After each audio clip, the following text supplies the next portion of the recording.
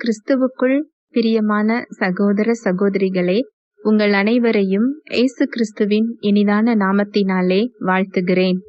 தேவனுடைய வார்த்தை சொல்லுகிறது, சத்தியத்தையும் அறிவீர்கள், சத்தியம் உங்களை விடுதலையாக்கும் என்று சொல்லுகிறது. இன்றைய சிந்தனைக்கு எடுத்துக்கொண்ட வேத வசனம் ரோமர் 10:8-9-10. இந்த வார்த்தை உனக்கு சமீபமாய் உன் வாயிலும் உன் இருதயத்திலும் இருக்கிறது என்றும் சொல்லுகிறது. இந்த வார்த்தை நாங்கள் பிரசங்கிக்கிற விசுவாசத்தின் வார்த்தையே. என்னவென்றால், கர்த்தராகிய இயேசுவை நீ உன் வாயினாலே அறிக்கையிட்டு தேவன் அவரை மரித்தோரிலிருந்து எழுப்பினார் என்று உன் இருதயத்திலே விசுவாசித்தால் இரட்சிக்கப்படுவாய். நீதியுண்டாக இருதயத்திலே விசுவாசிக்கப்படும், இரட்சிப்புண்டாக வாயினாலே அறிக்கை பண்ணப்படும். என்னவென்றால், கர்த்தராகிய இயேசுவை நீ உன் வாயினாலே அறிக்கையிட்டு தேவன் அவரை மரித்தோரிலிருந்து எழுப்பினார் என்று உன் இருதயத்தினாலே விசுவாசித்தால் என்ன செய்யப்படுமா? ரட்சிக்கப்படுவோம். ரட்சிக்கப்படுறதுங்கிறது இதுதான். இயேசு கிறிஸ்துவை நீங்க ஏற்றுக்கொண்டு உங்க இருதயத்துல அவரை விசுவாசிச்சு உங்க வாயினாலே இயேசு கிறிஸ்து என்னோட பாவங்களை சுமந்துட்டாரு, நான் அவரை என்னோட ரட்சகரை நான் ஏற்றுக்கொள்றேன், தேவன் அவரை மரித்தோர்ல இருந்து 3ஆம் நாள் என்ன செஞ்சிருக்கிறாரு? உயிர்த்தெழ செய்திருக்கிறார் என்பதை நான் விசுவாசிக்கிறேன்னு நீங்க சொல்லும் போது ரட்சிப்பை நீங்க என்ன செஞ்சுக்கிறீங்க? பெற்றுக்கொள்றோம். இதோட வெளிப்புற அடையாளம் தான் ஞானஸ்நானம். உள்ள ஒருத்தங்க இயேசு கிறிஸ்துவை ஏற்றுக்கொள்ளாம அவரை விசுவாசிக்காம வெளியில ஞானஸ்நானம் பெறதுனால அவர் ரட்சிப்பை என்ன செய்ய முடியாது? பெற முடியாது. அது வெளிப்புற அடையாளம். உள்ள நான் அவரை பெற்றுக்கொண்டேன் என்பதோட வெளிப்புற அடையாளம் ஞானஸ்நானம். ஒருவர் இயேசு கிறிஸ்துவை ரட்சகராக ஏற்றுக்கொண்டு அவர் விசுவாசித்து ஒரு வாயினால அவர் அறிக்கையிட்டால் அவர் என்ன செஞ்சுக்கிறாரா? ரட்சிப்பை பெற்றுக்கொள்றார். ஒருவர் எப்படி தேவனை அறியாத ஒருவர் எப்படி இயேசு கிறிஸ்துவை நம்பி ஏற்றுக்கொள்ள முடியும்? மனுஷனோட இயல்பு கண்ணால பார்த்தாதான் என்ன செய்யும்? நம்பும். இயேசு கிறிஸ்துவ கண்ணால என்ன செய்யல? பார்க்கல. அவர் சிலுவை சுமந்ததை என்ன செய்யல? பார்க்கல. அவர் ரத்தம் சிந்தினதை பார்க்கல. அவர் 3ஆம் நாள் உயிர் தெழுந்ததை என்ன செய்யல? பார்க்கல. இதை எப்படி நாம நம்புறோம்? அதுதான் முந்தின வசனம் சொல்லுது. 8வது வசனம் வாசிக்கலாம். இந்த வார்த்தை உனக்கு சமீபமாய் உன் வாயிலும் உன் இருதயத்திலும் இருக்கிறது என்றும் சொல்லுகிறது. இந்த வார்த்தை நாங்கள் பிரசங்கிக்கிற விசுவாசத்தின் வார்த்தையே. இந்த வார்த்தை நாங்கள் பிரசங்கிக்கிற விசுவாசத்தின் வார்த்தை. எங்கு சுவிசேஷம் பிரசங்கிக்கப்படுகிறதோ, இயேசு கிறிஸ்து யாரு, அவர் எதற்கு வந்தார், நாம எப்படிப்பட்ட நிலைமையில நின்று கொண்டிருக்கிறோம், நமக்கு மீட்பர் தேவை, நமக்கு மீட்பு தேவை. இயேசு கிறிஸ்து நம்முடைய பாவங்களை சுமந்திருக்கிறார், நமக்கான தண்டனைகளை அவர் ஏற்றுக்கொண்டார், நம்முடைய ஆக்கினைகளை நம்மை விட்டு அவர் அகற்றி இருக்கிறார். 3ஆம் நாள் அவர் உயிர் தெழுந்திருக்கிறார், அவருடைய ரத்தம் நம்மை பாவங்களற கழுவி இருக்கிறது அப்படிங்கிறது எங்க பிரசங்கிக்கப்படுகிறதோ அதை கேட்கிற நபருக்கு அந்த வார்த்தையின் மூலமாக தேவ விசுவாசம் அவருடைய இருதயத்திற்குள் செல்லுகிறது. அதை கேட்கும் போதே அந்த வார்த்தையின் மூலமாக தேவ விசுவாசம் எங்க போகுது? நம்ம இருதயத்துக்குள்ள போகுது. அந்த விசுவாசமானது அவரை ஏற்றுக்கொள்ளக்கூடிய விசுவாசத்தை நமக்கு என்ன செய்து கொடுக்கிறது. அந்த விசுவாசத்தை பெற்றுக்கொண்டு ஒருவர் அவரை ஏற்றுக்கொள்ளவும் செய்யலாம், வேண்டான்னு நிராகரிக்கவும் செய்யலாம். அது தனிப்பட்ட நபரோட தீர்மானம். அதை யாரும் என்ன செய்ய முடியாது? கட்டாயப்படுத்த முடியாது. தேவனும் கட்டாயப்படுத்துவது இல்லை. அந்த தீர்மானத்தை அவரவர் கையில அவர் என்ன செஞ்சிருக்கிறாரு? கொடுத்திருக்கிறார். அப்போ இந்த ரட்சிப்பை நம்ம எதன் மூலமா பெற்றிருக்கிறோம்? தேவ விசுவாசத்தின் மூலமாக என்ன செஞ்சிருக்கிறோம்? பெற்றிருக்கிறோம். உலகத்திலே ஒரு சிறந்த பரிசுனா என்ன தெரியுமா? ரொம்ப காஸ்ட்லியான விலை மதிப்புள்ள ஒரு பரிசுனா என்ன தெரியுமா? ரட்சிப்பு. இந்த ரட்சிப்பு நம்ம கிட்ட இருந்தா இதை விட விலை மதிப்புள்ள பொருள் உலகத்துல என்ன கிடையாது? கிடையாது. இவ்வளவு விலை மதிப்புள்ள ஒரு பெரிய பொக்கிஷத்தையே நம்ம அந்த தேவ விசுவாசத்தின் மூலம் என்ன செஞ்சுக்கிட்டோம்? பெற்றுக்கிட்டோம். நீங்க தேடுற சுகம் அந்த ரட்சிப்புக்குள்ளதான் இருக்கு. நீங்க தேடுற விடுதலை அந்த ரட்சிப்புக்குள்ளதான் இருக்கு. நீங்க தேடுற நிம்மதி அந்த ரட்சிப்புக்குள்ள இருக்கு. நீங்க தேடுற ஆசீர்வாதம் அந்த ரட்சிப்புக்குள்ள இருக்கு. நீங்க தேடுற சமாதானம் அந்த ரட்சிப்புக்குள்ள இருக்கு. அப்போ மொத்த ரட்சிப்பையே பெற்றுக்கொள்ளக்கூடிய விசுவாசம் யாருக்குள்ள இருக்கு? நமக்குள்ள இருக்குதே, அந்த சுகத்துக்கான விசுவாசமும் உங்களுக்குள் இருக்கிறது. ஹல்லேலூயா, பிரைஸ் தி லார்ட். எனக்கு விசுவாசம் இல்லையே, நான் விசுவாசிக்கணும்னு நினைக்கிறேன், எனக்கு சோர்வு வருது. நான் விசுவாசிக்கணும்னு நினைக்கிறேன், என்னால நம்ப முடியல, என் பிரச்சனைகள் எனக்கு அதிகமா இருக்கு, என் பிரச்சனைகள் என்னை மேற்கொள்ளுது. ஒரு பிரச்சனை இல்ல, இத்தனை பிரச்சனைகள் என் முன்னாடி நிக்குது.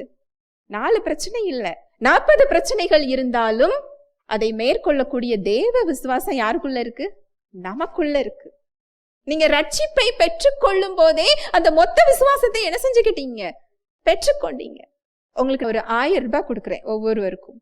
ஒருத்தங்க 200 ரூபாய் செலவழிக்கிறீங்க, ஒருத்தங்க 400 ரூபாய் செலவழிக்கிறீங்க, ஒருத்தங்க 600 ரூபாய் செலவழிக்கிறீங்க, ஒருத்தங்க 800 ரூபாய் செலவழிக்கிறீங்க, ஒருத்தங்க செலவழிக்காம என்ன செஞ்சிருக்கிறீங்க? வச்சிருக்கிறீங்க. ஆனா நான் கொடுத்தது எவ்வளவு? 1000 ரூபாய். அதை செலவழிக்கிறது யார் கையில இருக்கு? அவரவர் கையில இருக்கு. அது போல அந்த ரட்சிப்பில் அவர் அவரோட விசுவாசத்தை நமக்கு என்ன செஞ்சுட்டாரா? கொடுத்துட்டாராம். அதுவும் யாரோட விசுவாசம் தெரியுமா? வாசிக்கலாம், ரோமர் 12:3. அல்லாமலும் எனக்கு அருளப்பட்ட கிருபையினாலே நான் சொல்லுகிறதாவது, உங்களில் எவனானாலும் தன்னை குறித்து எண்ண வேண்டியதற்கு மிஞ்சி எண்ணாமல் அவனவனுக்கு தேவன் பகிர்ந்த விசுவாச அளவின்படியே தெளிந்த எண்ணமுள்ளவனாய் எண்ண வேண்டும். அவனவனுக்கு தேவன் பகிர்ந்த விசுவாச அளவுன்னு தமிழ்ல இருக்கு. ஆங்கிலத்துல இது எப்படி இருக்கும்னா, எல்லோருக்கும் ஒரே அளவு அப்படிங்கிற அர்த்தத்துல போடப்பட்டிருக்கும். ஒரே அளவு அப்படின்னு சொன்னா, இப்ப சொன்னேன் இல்லையா, எல்லாருக்கும் ஒரே அளவு 1000 ரூபாய் கொடுக்கிறது. அதே போல ரட்சிப்பை நம்ம பெறும்போது எல்லோருக்கும் ஒரே அளவு விசுவாசம் தான் நமக்கு என்ன செய்யப்பட்டிருக்கு? கொடுக்கப்பட்டிருக்கு. ஏசு கிறிஸ்துவுக்கு என்ன விசுவாசம் இருந்ததோ அதே விசுவாசம் தான் நமக்கும் என்ன செய்யப்பட்டிருக்கு? கொடுக்கப்பட்டிருக்கு. தேவன் கிட்ட என்ன விசுவாசம் இருக்குதோ அதே விசுவாசம் தான் நமக்கு என்ன செய்யப்பட்டிருக்கு? கொடுக்கப்பட்டிருக்கு. பவுல் கிட்ட, பேதுரு கிட்ட என்ன விசுவாசம் இருந்ததோ அதே விசுவாசம் தான் நமக்கு என்ன செய்யப்பட்டிருக்கு? கொடுக்கப்பட்டிருக்கு. பவுல், பேதுரு இவங்கெல்லாம் அப்போஸ்தலர்கள்.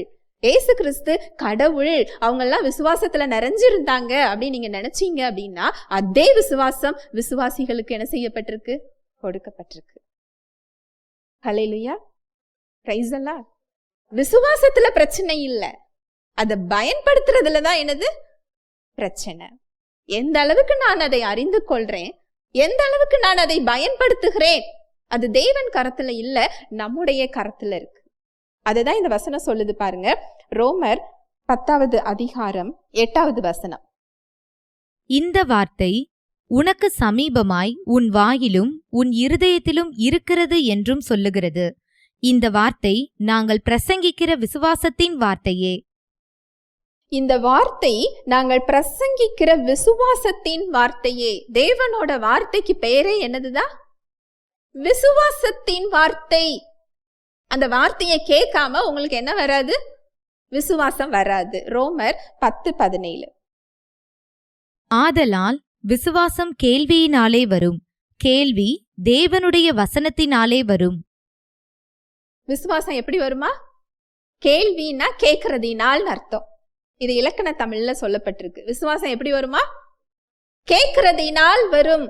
எதை கேட்கறதுனால வருமா? தேவனுடைய வசனத்தினால். தேவனோட வசனத்தை கேட்கறதுனால என்ன செய்யும்? வரும். இது கிரேக்க மொழியில எப்படி இருக்கும் அப்படின்னா, கிறிஸ்துவின் வார்த்தையை கேட்கறதினால் நமக்கு என்ன வருமா? விசுவாசம் வரும். விசுவாசம் ஜெபிக்கிறதுனால என்ன செய்யாது?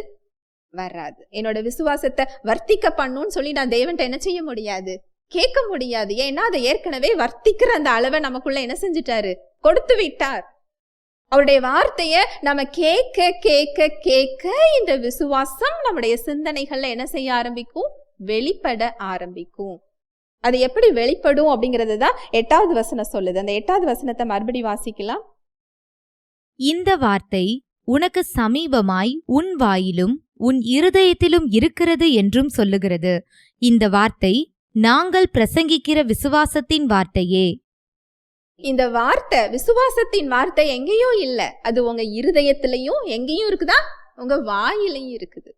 விசுவாச வார்த்தையை நீங்க பேச பேச, அதை நீங்க கேட்க கேட்க அது உங்க இருதயத்துக்குள்ள நிரம்ப ஆகும். அது உங்க வாயில என்ன செய்யப்படும்? பேசப்படும். பேச பேச அந்த விசுவாசம் உங்ககிட்ட என்ன செய்யும்? வளர ஆரம்பிக்கும். இதுதான் 9:10 சொல்லப்பட்டிருக்கு. நீங்க அந்த தேவ விசுவாசத்தை உங்க இருதயத்துக்குள்ள ஏற்றுக்கொண்டு அதை உங்க வாயினால பேசும்போது உடனடியாக ரட்சிப்பை நீங்க என்ன செஞ்சுக்கிறீங்க? பெற்றுக்கொள்றீங்க. அது போல இந்த தேவ விசுவாசத்தை உங்க காதுல கேட்டு உங்க சுகத்துக்கான சத்தியத்தை நீங்க கேட்கும் பொழுது, அந்த வார்த்தைகளை உங்க வாயினால நீங்க பேசும் பொழுது, அந்த வார்த்தைகளை உங்க இருதயத்துல நீங்க நிறைக்கும் போது, அந்த தேவ விசுவாசம் உங்களிடத்தில் பெருகி உங்க பலவீனத்துக்கு மத்தியில இயேசுவின் தழும்புகளால் நான் சுகமானேங்கிற பலனை உங்க சிந்தனையில நீங்க என்ன செய்ய முடியும்? பார்க்க முடியும். எப்போ அந்த இடத்துக்கு வர்றீங்களோ உங்க சரீரத்துல நோய் இருக்காது. உள்ள சுகம் என்ன செஞ்சிரும்? வெளிப்பற்றும். ஹல்லேலூயா, பிரைஸ் தி லார்ட். பரிசுத்த ஆவியானவர் தாமே இந்த வார்த்தைகளின் மூலமாக நம் அனைவரோடும் கூட இடைப்பட்டார் என்பதை விசுவாசிக்கிறேன். தேவனுடைய வார்த்தையின்படி செயல்படுவதற்கு இன்று நாம் தீர்மானம் எடுப்போம். தேவனுடைய கிருபையும் சமாதானமும் நம் அனைவரோடும் கூட இருப்பதாக. ஆமென்.